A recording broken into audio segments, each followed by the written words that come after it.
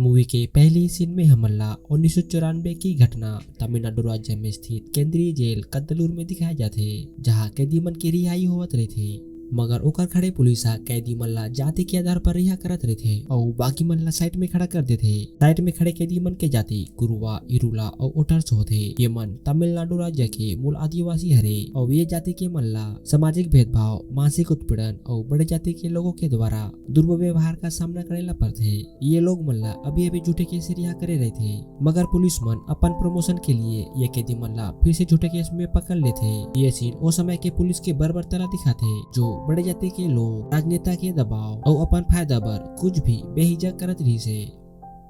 जय जोहार संगवारियों, हमारे यूट्यूब चैनल CJ में एक बार फिर से तहे दिल से स्वागत हवे। संगवारियों, आज हमारे ये वीडियो में बात करने वाला हवन सच्ची घटना पर आधारित 2021 में आए साउथ इंडियन मूवी के बारे में। मगर संगवारियों, वीडियो ला एक्सप्लेन करे से पहले आप मन कुछ बताना चाहता हूँ कि यह मूवी आप मन पर काबर खास हवे। काबर की संगवारियों, आप मन अपन खुशी पर action, comedy, cartoon, movies, videos ला देखते हो, मगर ये मूवी में एक ऐसी सच्ची घटना ला बताए गए है जिसमें समाज की सच्चाई, पुलिस उत्पीड़न और राज्य के हिंसा शामिल हवे, जिन्हें एक मजबूत संदेश देते कि सभी लोग मन ला समान अधिकार और समान न्याय मिलना चाहिए, चाहे ओकर जाति और सामाजिक स्थिति कुछ भी रहा है। अतः संगवारी हो, अगर आप मन ऐसे सामाजिक मुद्दों पे वीडियो देखना चाहते हो और खुले ख्याल के व्यक्ति हरोता, यह वीडियो सिर्फ आप मन के लिए ही हरे। तो बिना देरी की वीडियो ला चलो स्टार्ट करथन।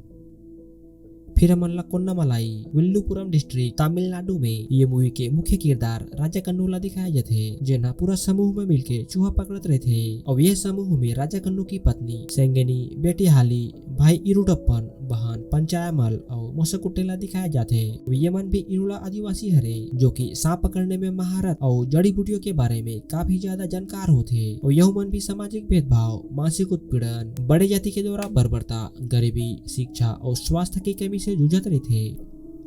फिर हमारा गांव के सरपंच के घर में दिखाए जाते, जहां सरपंच हार्ट सर्जरी के लिए मद्रास जाने वाला रहे थे। लेकर तैयारी में सरपंच तैयार होवत रहे थे, मगर अचानक वहां सांप आ जाते और फिर सांप पकड़े पर राजा कन्नू रा बुलाते। फिर राजा कन्नू वो जगह ला देखते, मगर वो जगह सांप नहीं रहा है, बल्कि वो जगह कान के खिनवा रही थे, जहाँ बेचारा राजा कन्नू अपन भोलापन और ईमानदारी की परिचय दिखाते हुए वो खिनवाला सरपंच ला दे देते। फिर अनाज की बोरी के ला देखते, जहाँ सांप मिल जाते और सांप के पकड़े जाने पर सरपंच सांप ला मार के फेंक दे पर कथे, जेकर जवाब में राजा कन्नू बड़े ही दयनीय स्वभाव से कथे कि सरकार ये ला मार के का फायदा, ऊपर वाला एक दांत में जहर दे हेता, ये बेचारा सांप के का कसूर हवे। यही मन तो चूहा से अनाज ला बचाते, ये ला मैं जंगल में छोड़ दू मालिक। फिर राजा कन्नू सरपंच से उपहार लेके वहाँ से चले जाते और एक वीरान जगह में वो सांप ला छोड़ देते।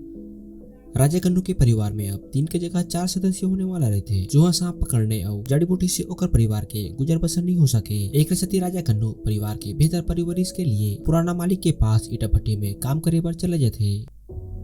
सरपंच साहब ला अस्पताल से आए के बाद पता चलते कि गहनों के चोरी हो गए है, जेकर छानबीन पर स्थानीय ओथियर पुलिस स्टेशन से पुलिस आए होते और ये पुलिस के नाम सब इंस्पेक्टर गुरुमूर्ति होते। एसआई गुरुमूर्ति सरपंच साहब से पूछते कि किसी पर शक है तो बताइए, जेकर जवाब में ओकर वाइफ सरपंच राजा कन्नू के नाम ला लेते।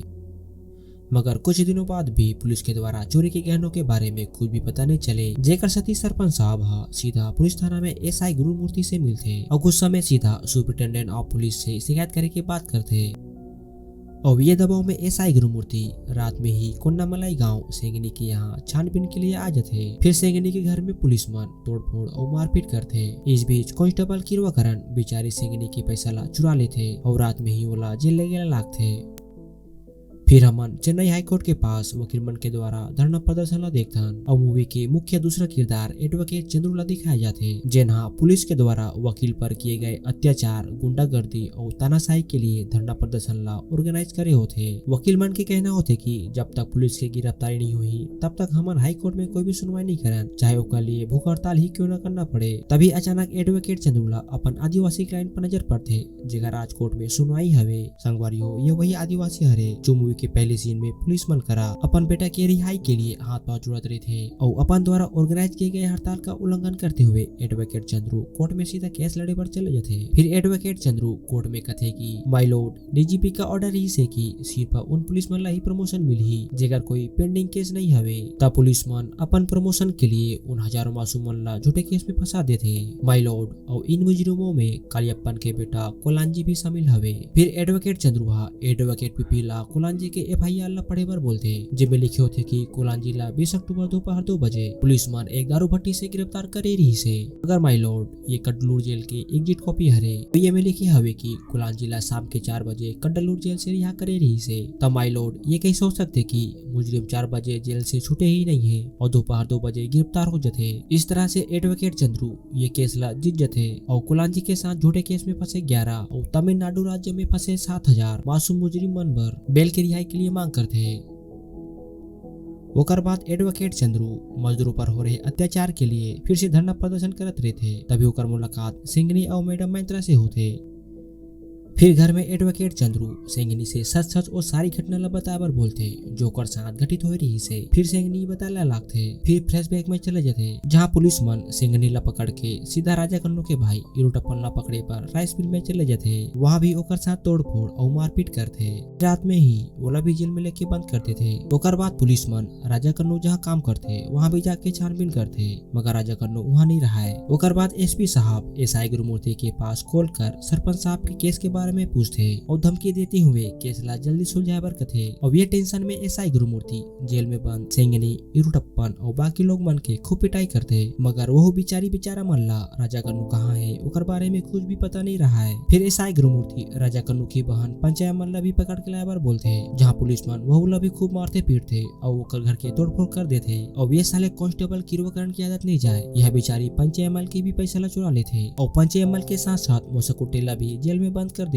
फिर एसआई गुरुमूर्ति राजा कन्नू के बारे में पूछते हुए वो मन ला खूब मारते मगर वो मन ला राजा कन्नू कहाँ है ओकर बारे में कुछ पता नहीं रहा है। और इतना सब कुछ होए के बाद राजा कन्नू ला ट्रक से उतरा देखथन जो अपन बच्ची पर खिलौना लेके घर आवत रहे थे और ये बेचारा ला पता ही नहीं रहा है कि पुलिस मन ओला सोना चोरी के इल्जाम में ढूंढत रहे थे। तभी गाँव के स्थानीय लोग मन ओला पकड़ लेते और खूब मारते। मारे पीटे के बाद पुलिस ला खबर कर देते। फिर एसआई गुरुमूर्ति वहाँ आके राजा कन्नू ला डंडा से खूब मारते और ओला जेल में बंद कर देते जहाँ हेड कांस्टेबल वीरास्वामी और कांस्टेबल किरवाकरण राजा कन्नू इरुटप्पन और मोसकुट्टे के खूब पिटाई करते और उनकर मार से बने जख्म में मिर्चा लगा देते और पूछते कि सोना कहाँ है। जेकर जवाब में राजा कन्नू दर्द से कराते हुए अपन बेटे की कसम खा के कथे कि साहब मैं सोना और पैसा के चोरी नहीं करे हो मोरा सोना के बारे में नहीं पता। मगर कांस्टेबल किरवाकरण संबोधन के फिर से खूब पिटाई करते।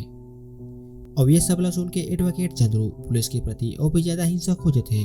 ओकर बाद सिंघनी फिर से बताना चालू करते और सीन फ्लैशबैक में चले जाते जहाँ सिंघनी अगले दिन उनकर मन भर खाना लाए होते मगर अपन पति ला रस्सी से झूलते देख ओकर दिल के धड़कन बढ़ जाते वो अलकरा चिल्ला चिल्ला के रोला लागते। ओकर बाद पुलिस राजा कन्नू और ओकर साथी ला खाना खाए बर छोड़ देते मगर चोरी का झूठा इल्जाम साबित करवाए बर बेचारा राजा कन्नू ला इतना मारे होते कि खाना ही नहीं खा सके। और ये सब ला देख के सिंघनी फिर से फुट फुट के रोला लागते। जेला सुन के एसआई गुरुमूर्ति काफी ज्यादा भड़क जाते जेकर साथी राजा कन्नू ला वीकरा आके लाश से मारना चालू कर देते और बाल ला खींचते हुए जेल में डाल देते। इस बीच रोते हुए राजा कन्नू सिंघनी से अपन आप ला बचाए बर कथे। जेकर बाद वहाँ के ईमानदार कांस्टेबल सिंघनी ला कथे कि मामला अभी गिरती ही जावत हवे तते गाँव के किसी बड़े आदमी ला लेके आ जा। तहन बेचारी असहाय सिंघनी गाँव के मुखिया के पास मदद की गुहार लेके जाते मगर मुखिया ओकर कुछ भी बात ला नहीं सुने और चमकाते हुए वहाँ ला भगा देते। फिर बेचारी सिंघनी हताश मन से घर में अकेली चुपचाप बैठे रहते जहाँ अचानक हेड कांस्टेबल वीरास्वामी आके राजा कन्नू के बारे में पूछते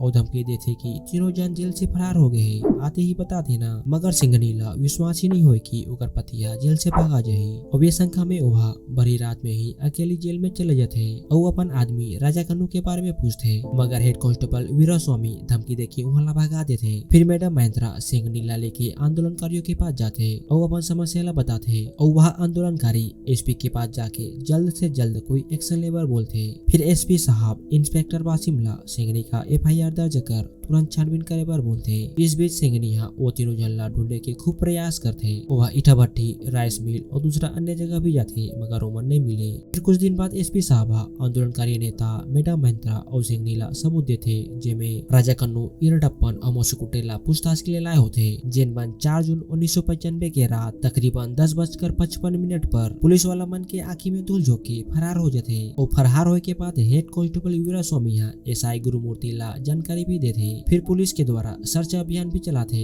और पूछताछ भी करते। पहला गवाह डॉक्टर साहब बताते कि वो तीनों झल्ला चोट लगी रही से और मैं सिर पर उमरला दवा लिख के दे हूँ। दूसरा गवाह मेडिकल स्टोर के ओनर बताते कि जब मैं यहाँ दुकान बंद करत रहे हूँ तभी ओमन आई और डॉक्टर साहब जो दवा लिखे रही से वी दवा लिख के चले गए। और तीसरा गवाह दुकानदार बताते कि ओमन 3 जन रही से और एक जन के बाएं हाथ में गोदना के निशान रही से। चौथा गवाह सोनार बताते कि ओमन सोना बेच के मोर कराला पैसे लेगी। पांचवा गवाह वो बेचे हुए गहना के बारे में सरपंच साहब बताते कि ये गहना मोर हरे। ये सब गवाह और सबूत के माध्यम से ये साबित हो जाते कि वो तीनों जनमन चोरी के माल के साथ फरार हो गए हैं। और ये सब जान के आंदोलनकारी नेता भी चुप हो जाते। आंदोलनकारी नेता के दोस्त मिस्टर कल्याणी के द्वारा मैडम महिंद्रा और सिंघनीला एडवोकेट चंद्रू के बारे में पता चलते। इस तरह से मैडम महिंद्रा और सिंघनीला एडवोकेट चंद्रू के पास आए होते जहां मैडम महिंद्रा एडवोकेट चंद्रूला पुलिस के द्वारा बनाए गए इंक्वायरी रिपोर्ट ला दिखाते और यह रिपोर्ट ला पढ़ने और देखने के बाद एडवोकेट चंद्रू कोर्ट में एक पिटीशन फाइल दर्ज करते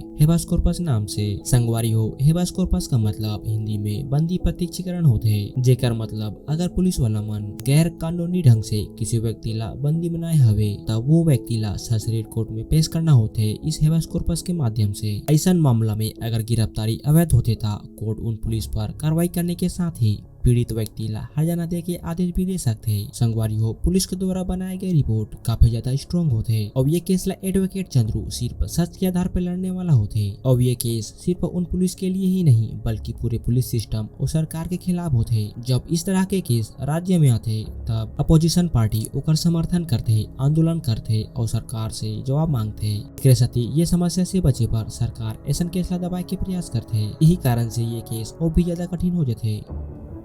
इस स्थिति में एडवोकेट चंद्रू ये केस ला किस तरह से लड़ते हैं का सोना चोरी के असली मुजरिम राजा कन्नू हरे या फिर सोना चोरी के असली मुजरिम कौन हरे का सच में राजा कन्नू, इरडप्पन, मोसकुटे जेल से फरार हो गए। इन सभी सवालों के जवाब ला जाने पर हमारे यूट्यूब चैनल सीजे के अल्लाह सब्सक्राइब कर बेल आइकन की बटन ला जरूर दबाए और पूरा वीडियो ला देखे पर वीडियो के डिस्क्रिप्शन में दिए गए लिंक पर क्लिक करें। धन्यवाद।